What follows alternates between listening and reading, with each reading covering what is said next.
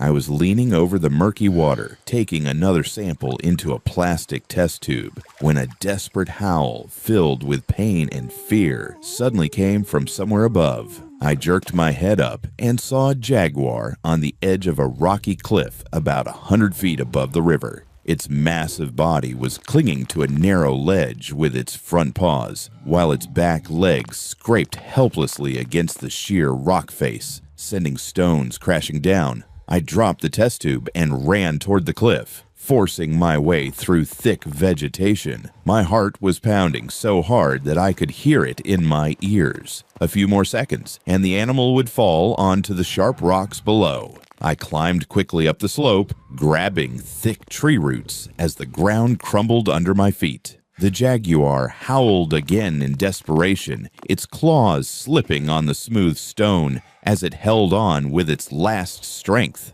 I reached the top of the cliff and rushed straight to the edge, ignoring the danger. The jaguar was hanging directly below me. Our eyes met, and the fear and silent pleading in its gaze were so strong that I could not turn away. Without thinking about the consequences, I quickly lay flat on my stomach, reached down and grabbed the animal firmly by the scruff with both hands. Its fur was wet with sweat. I pulled with all my strength, bracing my feet against a small rock behind me for support. The jaguar felt the help and, with its final strength, pulled itself upward. Its front paws hooked over the edge of the cliff with sharp claws. One last joint effort, and it rolled onto solid ground, gasping for air with its mouth wide open. I rolled away to the side, my hands shaking so badly from strain that I could barely move them. For several seconds, the jaguar lay completely still, catching its breath.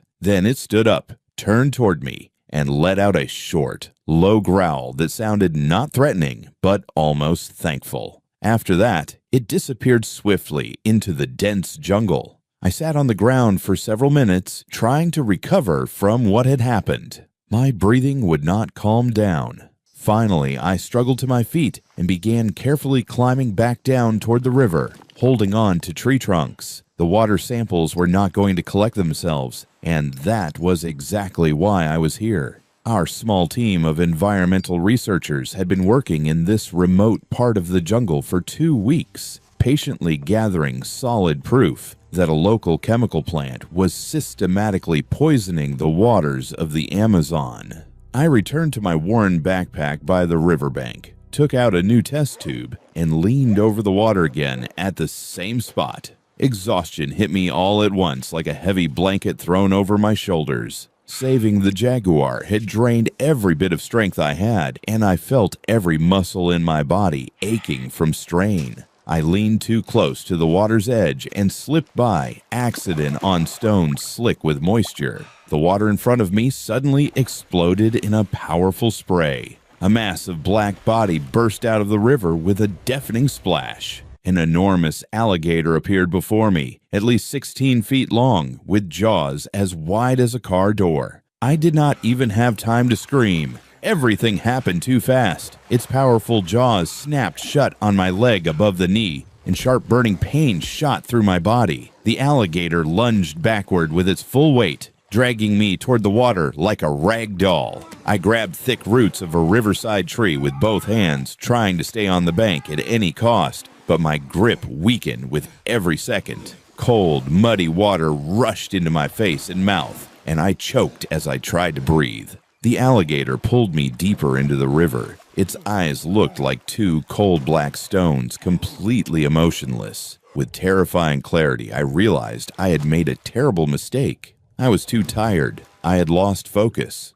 And now I was going to die. At that exact moment, a golden shape flashed over the water and slammed into the alligator with such a furious roar that birds took off from the nearby trees. It was the jaguar, the very one I had just saved. It sank its powerful fangs into the reptile's thick neck, and its claws dug deep into the black scales. The alligator's grip on my leg loosened instantly, and I yanked myself backward with all my strength, rolling onto the shore and gasping for air with my mouth wide open. The fight between the two predators was fierce and merciless. The alligator spun its massive body, trying to throw the jaguar back into the water. Its huge tail slammed into the cat with terrible force. The jaguar was thrown several yards away, but it immediately leapt back into the attack, aiming its sharp claws straight for the reptile's eyes.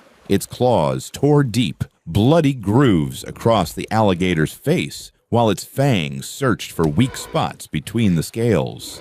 The alligator snapped its powerful jaws, nearly catching the jaguar by the front leg. The cat dodged at the last moment and instantly clamped down on the base of the reptile's neck, where the scales were much thinner. The reptile let out a low, guttural cry and began to slowly retreat toward the water. The jaguar did not step back even once, pressing the attack and striking again and again. At last, the alligator fully turned around and dove into the murky river water, leaving a wide trail of blood behind it. The jaguar stopped right at the water's edge, breathing heavily. Its fur was ruffled and wet, and blood dripped from its half-open mouth. It stood motionless, watching the river with tense focus until the reptile disappeared completely. Then the jaguar suddenly staggered. Its back leg buckled sharply, and it collapsed heavily onto its side with a dull, painful groan. I rushed toward it at once, completely forgetting the throbbing pain in my own injured leg. Only then did I see it. A deep, torn wound gaped in the jaguar's side, right where the alligator's jaws had sunk in at the start of the fight. Dark blood slowly ran down onto the pale sand.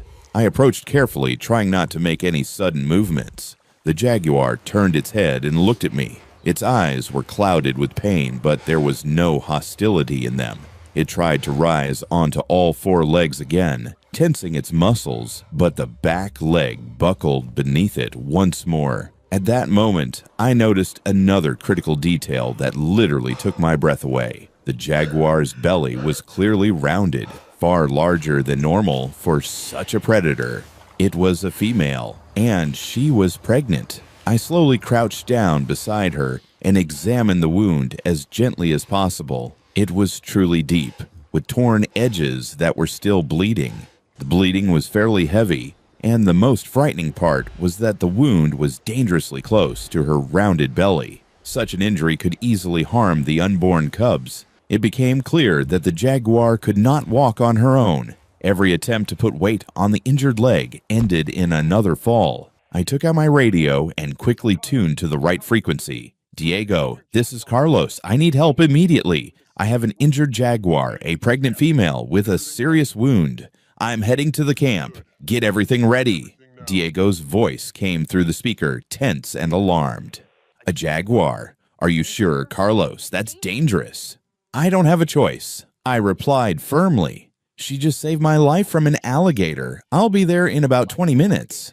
I quickly took off my shirt, tore it into long strips, and roughly bandaged the wound, trying to slow the bleeding. The jaguar endured it in silence, only flinching from pain from time to time. Then I carefully wrapped my arms around her massive front legs and began slowly dragging her through the jungle. The weight was unbelievable for my exhausted muscles. An adult jaguar weighs over 200 pounds, and a pregnant female is even heavier. Every step required terrible effort. It felt as if my arms might tear off at any moment. I dragged her through dense vegetation, moving around thick tree trunks and pulling her over fallen logs. Sweat burned my eyes, my arms felt like they were on fire from strain, and the wound in my own leg pulsed with sharp pain. We had moved about 1,000 feet through the thick jungle when my right leg suddenly sank into the ground. Cold sludge instantly wrapped around my leg up to the knee, and I knew at once what it was: quicksand.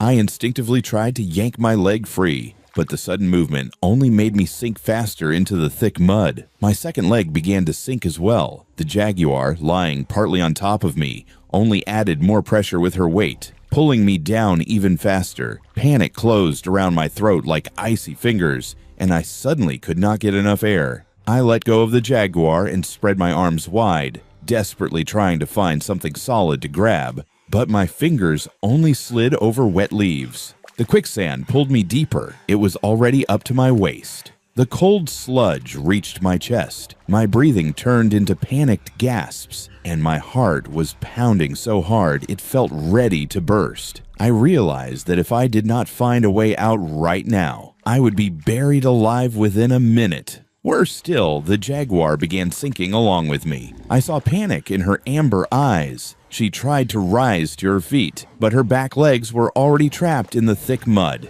Every movement only made the sinking faster. We were both drowning in this deadly trap, and with every passing second, our chances of survival faded. Then, suddenly the jaguar jerked her entire body with a desperate roar. Even while injured, she instinctively sensed the deadly danger. Her front legs shot forward, and her powerful claws dug into solid ground beyond the edge of the quicksand. Every muscle in her body tightened to its limit, and she began pulling herself forward, slowly crawling onto stable ground.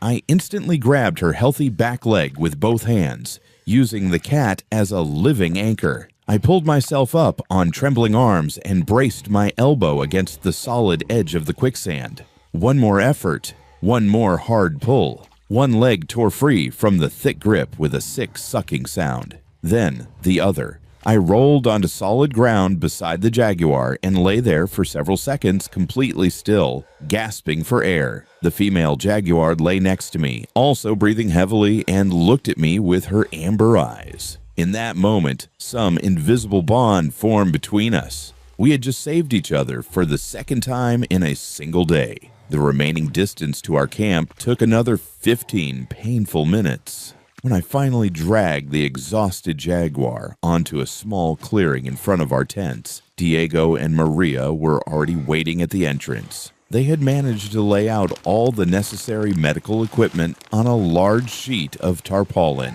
"My God," Maria whispered when she saw both of us. "That really is a jaguar." Diego, who had been an experienced veterinarian before joining our environmental mission 2 months earlier, was already methodically pulling on sterile gloves. "Put her here."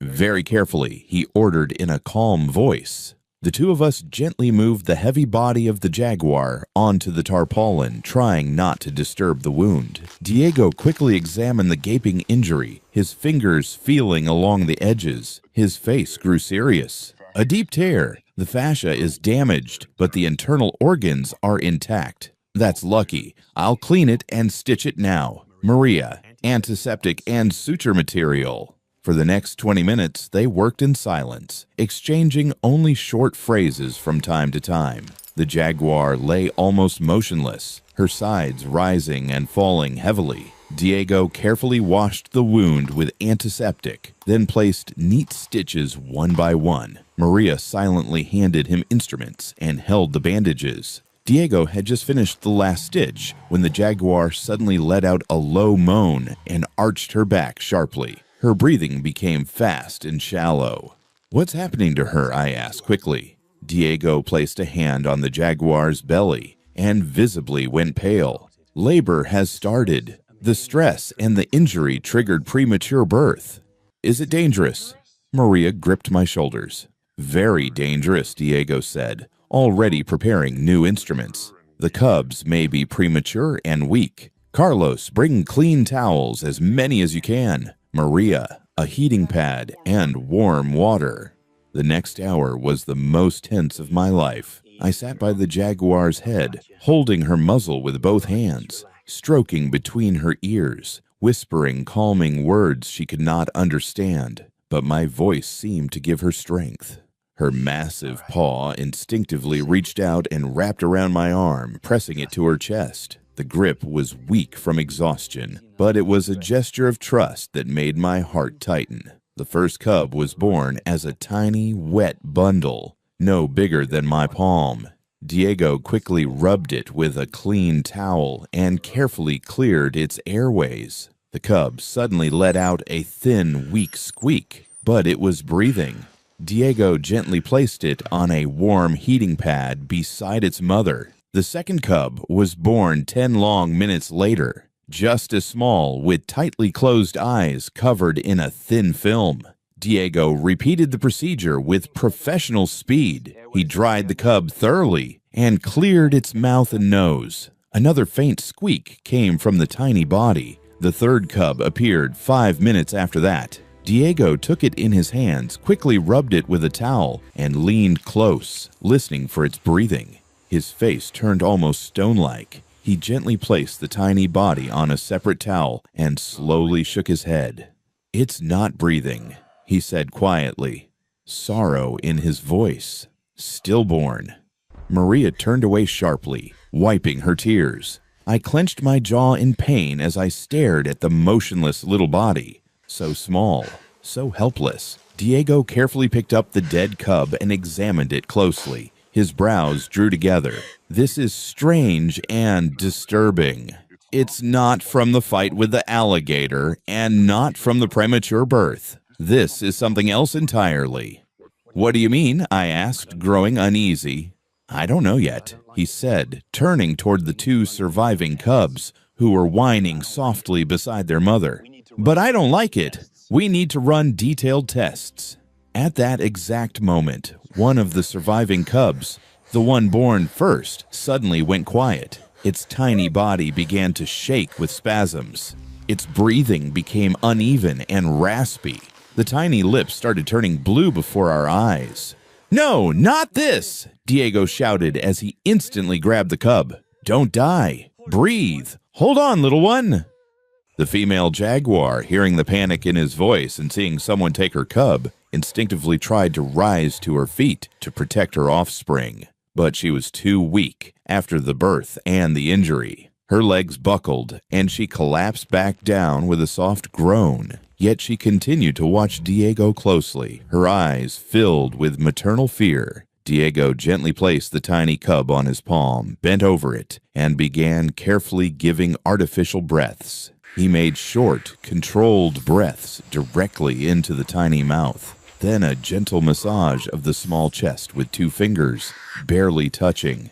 Breath, massage, breath, massage.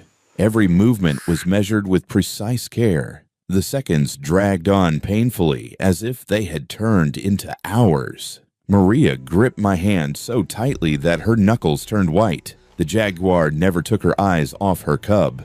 There was a silent plea in her gaze. Suddenly, the tiny body jerked. Its chest rose sharply. The cub drew in air weakly in spasms, but it did breathe.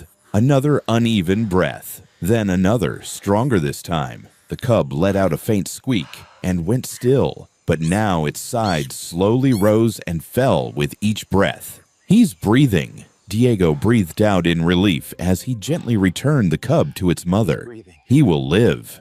I sank down onto the ground. My legs could no longer hold me. Two had survived out of 3. Diego carefully picked up the body of the dead cub and silently carried it to our field laboratory. An hour later, he returned with sheets of paper in his hands. His face was dark with worry. "Critically high levels of toxins in the tissues," he said quietly, pointing at the charts. "Heavy metals, industrial chemicals, levels that are not compatible with life." I felt everything inside me turn cold. "Check our water samples immediately." Maria quickly brought over the containers with water samples we had collected over the past week. Diego ran a rapid analysis and slowly nodded. The same substances. An exact match across all parameters. Everything fell into place like pieces of a puzzle. We were not here by chance.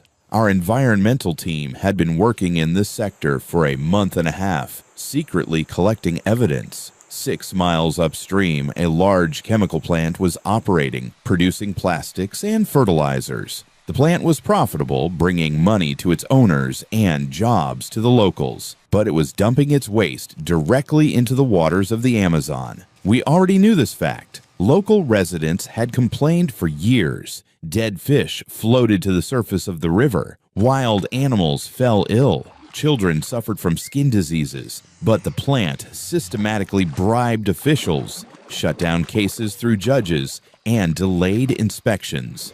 We had been sent by an international environmental organization to gather undeniable proof that could not be buried. And now we finally had it. The jaguar drank this water for months, Diego said slowly.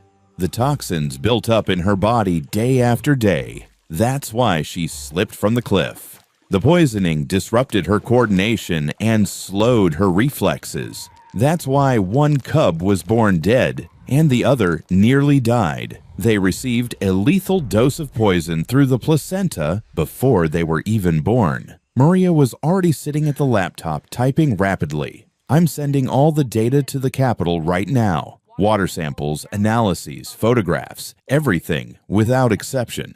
Add the information about the dead cub and the test results of the surviving ones, I said firmly. Now we don't just have numbers and tables, we have living proof. A poisoned jaguar and her cubs. For the next few hours, we prepared a detailed report. The chemical composition of the water along the entire stretch of the river, pollution levels over a month and a half, current maps showing the source, and at the center of it all, the tragedy of one jaguar family. By evening, we sent everything to headquarters. Maria closed the laptop and rubbed her eyes tiredly. Do you think it will work? It has to, I answered with certainty. There is too much undeniable evidence. Bribing officials won't work anymore. At that moment, we heard the sound of an engine. A black SUV stopped at the edge of the clearing, and 3 men in expensive suits stepped out. One of them, an older man with gray at his temples, walked straight toward us. Good evening. His voice was polite but cold. I represent the owners of the plant upstream. We've heard rumors about your research. We are collecting water samples. I replied calmly. This is lawful scientific work. Of course, he smiled, but the smile never reached his eyes. I just wanted to offer a friendly warning. Sometimes people draw hasty conclusions based on incomplete data that can lead to unpleasant consequences. Is that a direct threat? Diego stepped firmly to my side. No, just friendly advice, the man said as he slowly looked around our camp. His gaze lingered on the jaguar and her cubs. Suddenly, he took a few steps toward them, and his hand moved toward his belt, where I noticed a weapon. Very beautiful animals, he said coldly. It would be a shame if something happened to them, or to you. The female jaguar sensed the stranger's approach and tried to rise with a warning growl, but she was still too weak. Her legs trembled. Diego instantly stepped forward and placed himself directly between the man and the jaguar, spreading his arms like a shield. Step away from them immediately. I stepped forward as well, blocking the animals. The 2 other men immediately placed their hands on their gun grips. The tension in the air became almost physical. Our data has already been sent, Maria said, stepping out of the tent with the laptop. To the capital, to international organizations, to the press. Everything is uploaded to the cloud. The man's face hardened. He stared at each of us for a long moment, then turned sharply. We're leaving. There's nothing more we can do here. The SUV sped away, leaving a cloud of dust behind it. We need protection immediately, Diego said. They could come back at night. I nodded and raised the radio, calling the local rangers. They arrived in less than an hour. 4 armed guards took up positions around the perimeter of the camp. The following days were tense. We waited for a response from the authorities while continuing to care for the jaguar and her cubs. The wound healed well. The cubs grew stronger with each passing day. The female jaguar was surprisingly calm. She allowed us to approach her, to feed her, to examine the cubs. It was as if she understood that we were helping. A week later, the news arrived. An emergency government session, international pressure, an investigation. The chemical plant was shut down immediately. The owners were arrested on charges of environmental crimes. A river cleanup program was launched. 2 weeks later, Diego announced that the jaguar had fully recovered. The cubs were strong now. Their fur had become bright and glossy, and they playfully wrestled with each other. It's time to release them, he said.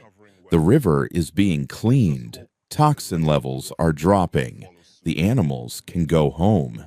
We prepared a transport cage, and early in the morning, brought the jaguar and her cubs back to the place by the river where it had all begun. The water there already looked noticeably cleaner. I opened the cage and stepped back. The jaguar came out first, carefully placing her paws on the soft ground. She stopped, lifted her head, and breathed in the jungle scents. She stretched her entire body and let out a quiet, satisfied growl. The cubs followed, stumbling clumsily on their weak little legs. The jaguar slowly turned toward me. Her amber eyes met mine in a long, steady gaze. I crouched down and she took a few steps toward me. She stopped very close and lowered her head. I slowly extended my hand, palm up.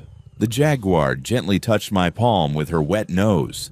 It was brief, but incredibly tender. Then she turned gracefully and called her cubs with a short, rumbling sound. The cubs ran toward their mother, but one of them, the very one Diego had saved, suddenly stopped. It turned back and looked at me with huge amber eyes. It took an uncertain step toward me. The mother called again, more firmly this time. The cub hesitated between us, clearly torn. Finally, it let out a soft squeak, looked at me one last time, and ran back to its mother. I stood still and watched as they slowly disappeared into the jungle. The jaguar walked ahead, confident and graceful. The two cubs trotted after her, bumping into each other and playing. They passed into the thick vegetation, and soon their spotted coats vanished completely among the leaves. I remained standing by the riverbank, listening to the sounds of the jungle around me. Somewhere nearby, parrots were calling. Leaves rustled in the breeze. The river murmured as it flowed over stones.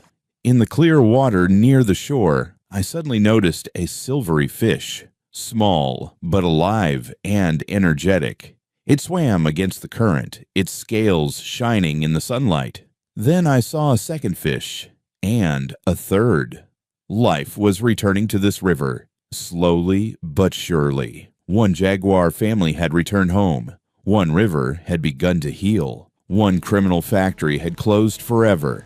It was a small victory in a vast war for nature, but for the mother jaguar who had saved my life twice, and for her two cubs who had nearly died from poison, this victory meant everything. Standing there and looking toward the place where the jaguars had disappeared, I allowed myself a genuine smile. Sometimes saving one life is enough to change an entire world.